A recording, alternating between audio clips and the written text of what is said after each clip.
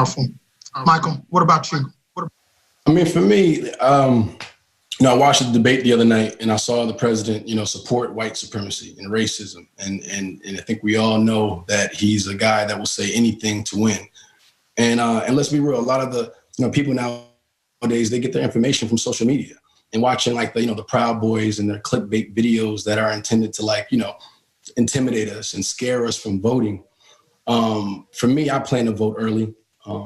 But what else can we do to protect our votes? What else can we do to ensure that, the shenanigans, won't arise again like it did back in 2016?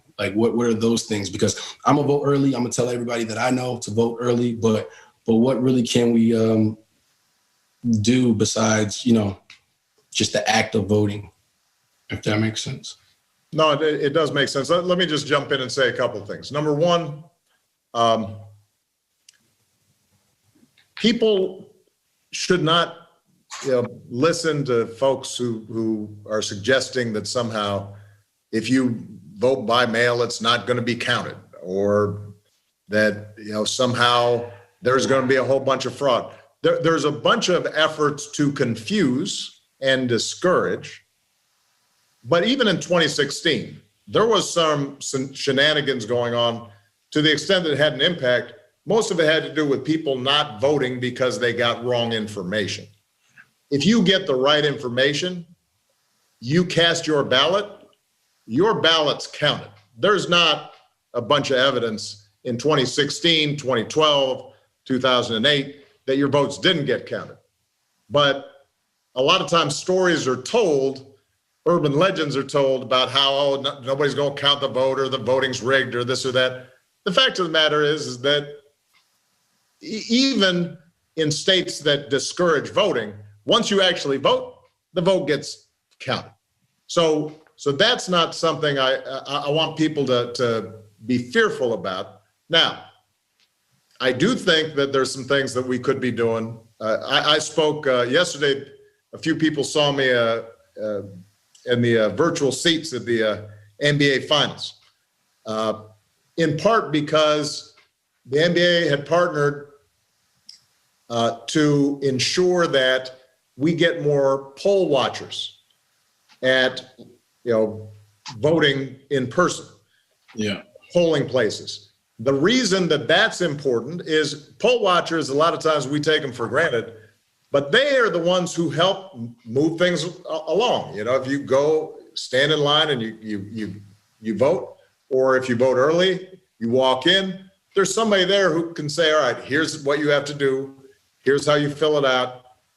Here's to make sure that it's counted and sealed and put in the machine properly.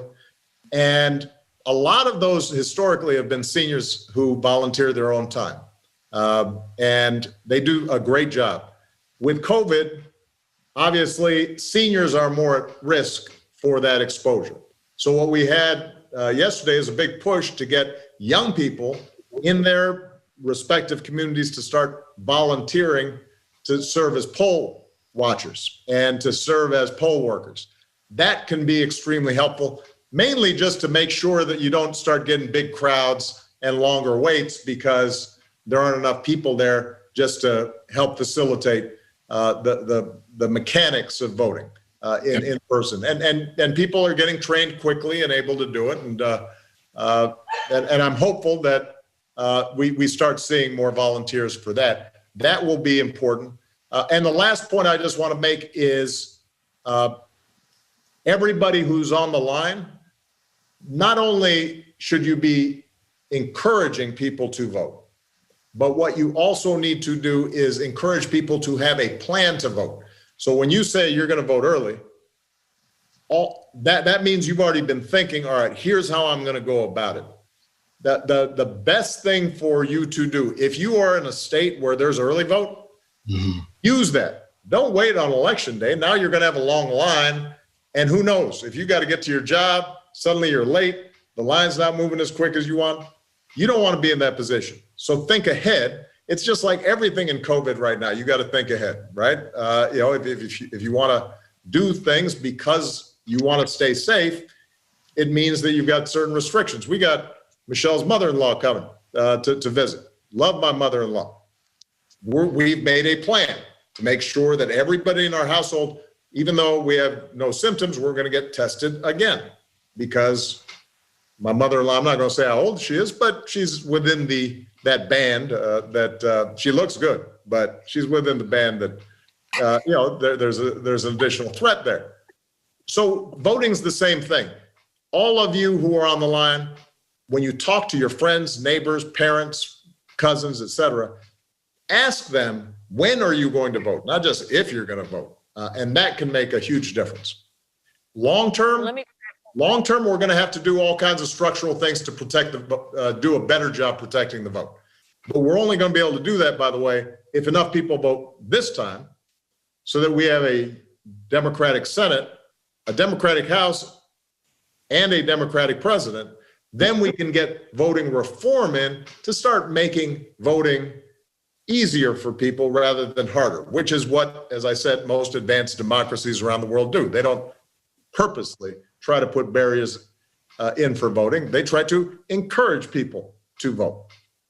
Kamala, I'm sorry. Okay. Michael, also, there's a website, iwillvote.com, and just encourage people to go there to make sure that they're registered. And if they're not registered, they can register there. So it's iwillvote.com, in addition to everything that the president talked about.